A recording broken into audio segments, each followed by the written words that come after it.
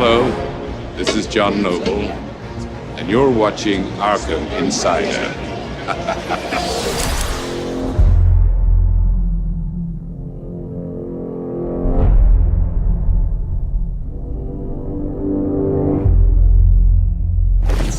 Steve's here from Rocksteady Studios with a brand new episode of Arkham Insider for you. We've got a Batmobile double bill for you today. You want pursuit mode? We've got awesome new footage of a Riddler racetrack. And if you want battle mode, we're doing a deep dive on some of the awesome features with our very own game director, Mr. Sefton Hill.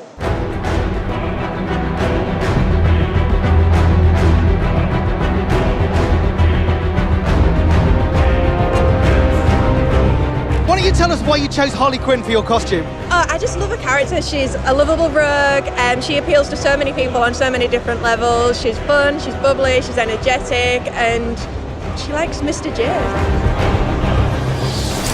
We promised you a battle mode deep dive, and here we are in front of the Batmobile with Rocksteady's very own game director, Mr. Sefton Hill. Sefton, what inspired you to add the Batmobile to the Arkham series?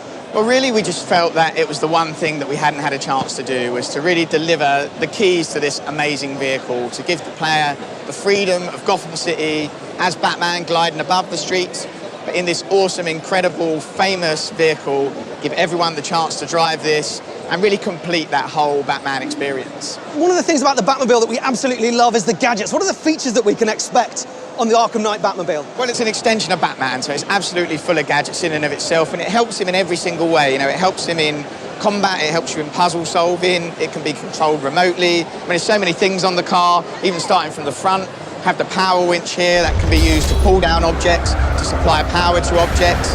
And then as we move back across the car, you've got the cockpit, kind of a fighter pilot style cockpit, shoots backwards and forwards, instant access.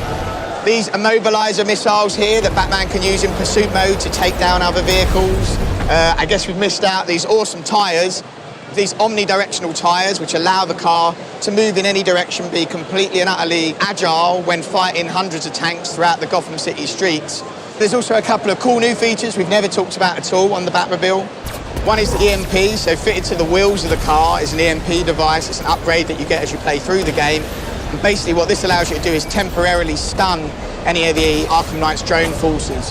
So when you're surrounded, 20 drone tanks, they're all firing at you at once, boom, release the EMP device, it will frazzle their attacks for a short period of time, it will fly, incoming missiles will get thrown and miss you. It gives you a little window of opportunity, a little breather while you're fighting all of these tanks.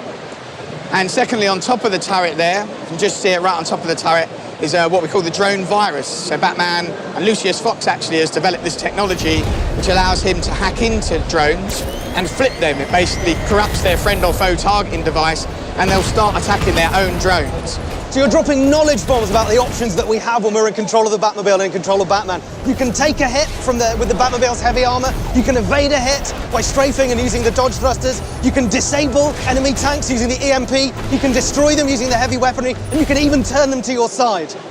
That's right, yeah. I mean, if you look at it, this is one car. I mean, it's one car versus an army. So this has to be the most badass car you've ever seen, because you are literally taking on thousands of troops, hundreds of tanks, hundreds of drone forces. So this is all that stands between Gotham being completely taken over and Batman protecting his city.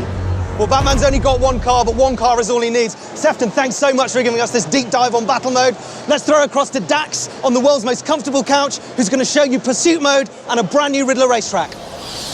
Right on, we are back on the world's most comfortable couch, and we are going deep underground Gotham City, and we're going to look at the threat that Riddler poses in Batman Arkham Knight. I'm joined by Adam and Jody. Adam, you're the designer of these Riddler challenges. We were talking to Ian Ball the other day, and he said these Riddler racetracks are really going to push the Batmobile to its absolute limit, but it's a lot more than that, isn't it? Yeah, they're more than a racetrack. They're more a puzzle. They're a racetrack and a puzzle combined. It's Riddler testing Batman's intelligence, trying to prove that he's more intelligent. And he's testing the Batmobile to its limits. He's trying to test all the abilities. He's trying to prove that he's the superior person. Classic Riddler work. Talk is cheap. Let's have a look at it in action. So we've got 3 circuits, and as you said, there's sort of an intellectual challenge going on here. Talk us through that. Well, you can control these coloured doors and these coloured walkways, and you can put platforms out in front of yourself. They alternate, so every time you press the button, you're in complete control. Jodie, how, as the environmental artist on this, do you create an environment that feels very authentic to the Riddler? Well, I think the challenge was that... Dude, you were driving up on the wall! Sorry, Jodie, carry on. So unfair. I think the challenge was that they were these massive tracks, and you do loop-the-loops and you drive up the wall. Yeah, which is right really on. cool. And we also need like crazy hazards as well for the Riddler to take out the Batmobile in. So we took it into these big underground caves, and they're all based around Gotham water. So there's dams, there's crazy sewer pipes and everything. And then he's come in and he's bolted on all his Riddler craziness, and there's a lot of like robots lying around that have helped him do it. Right on, Jodie. What are your driving skills like though? Take the wheel, take the wheel. So Adam, give us some tips. I mean, you created this. This came out of your brain. When gamers get their hands on Batman Arkham Knight, what should they be really thinking about when they're taking on Riddler's challenges? Well, they want to use a combination of the drift and the boost. So the boost obviously gives you extra speed. You can use that down the straights to get faster times. You can drift around the corners like Jodie's doing. John, that was awesome. So it's just using those two things, and the Batmobile has a few more abilities we've not mentioned, but it's using those as well.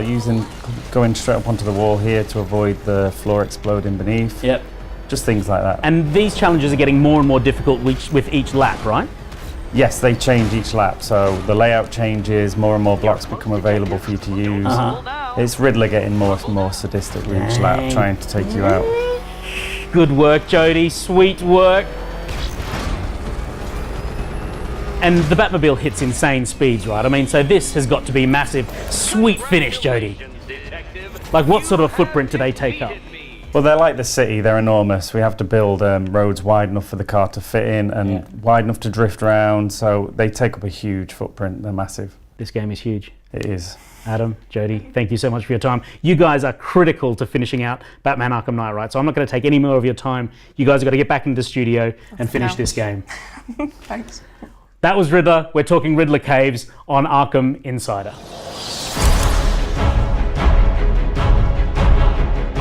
It wouldn't be an episode of Arkham Insider without us taking your burning questions straight from the community. This week we've taken them from the hashtag #AskArkham, as well as from people who directly contacted Sefton via Twitter at SeftonHill. First question comes from CJ Matrellis, who asks, is it true that the game has in-game cutscenes, so our costume choices will carry over into cutscenes? Yeah, so the cinematics in the game are rendered real time now. So if you're wearing a different skin for Batman, that skin is going to carry into the cinematics. It looks great as well. And we really wanted to make sure that the character you're playing is the character that appears in the cinematics. It's the same person. People you interact with are the same people from the cinematic. So yeah, the skins you wear, the characters you play, no loading screens as you play through the whole game. You can play from the start of the game to the end of the game. You won't see any loading screens. That's all a really big, important thing for us. Next question comes from Iconic Records. What kind of Easter eggs can we expect in the game? You can expect a lot of Easter eggs and more in this game, probably in the last two games put together. But I don't want to ruin anything, I don't want to spoil anything. I think part of the fun is finding those things. There's some really obscure ones, there's some much more obvious ones. There's just a ton to find, and I think players are really going to enjoy it. Next question comes from Arkham Knight 01. Will New Game Plus be returning with other modes? Yes, so New Game Plus is back. So when you complete the main story, you're going to unlock New Game Plus. And in New Game Plus, you can go in, take all of your XP through, take your gadgets through that you've unlocked, which is a big thing, because that means basically you can then do some of the challenges from earlier on in the game, but with a whole new suite of gadgets that you never had the first time you went in, all the upgrades. And those things are all shared through both playthroughs. So similarly, any Riddler trophies that you found through the game are shared on both playthroughs. So if you played through, you've collected 100 Riddler trophies, you go in New Game Plus, you can go in and collect 100 more. They're shared between both playthroughs when you play through. Next question comes from the Arkham channel. How hard was it to think of new gameplay mechanics for this more experienced Batman from Arkham Knight? For the first game, we basically put all the ideas that we had into that game, and then at the end of the game, you feel a bit drained, and then you go away and have a holiday, and suddenly you're like, wow, like there's a whole new load of stuff we could do. And it was a very similar experience finishing Arkham City, put everything we had into that game, we came back for Arkham Knight, thought, okay, what can we do? Obviously the Batmobile being a huge new feature, lots of new gadgets and abilities for that. We also looked at the existing gadgets, a number of those return. They have new abilities, say like the Batclaw now has a new upgrade ability where you can use that to instantly take people down in combat, so you pull them into you and it smashes them down into the ground and takes people down. We have gadgets while gliding for the first time. So there's lots of new features in there that bolster your existing skill set. So all these skills that you've learned for the first couple of games, you'll bring to this game, and then they'll have new things you can do with all of those gadgets that you know and love.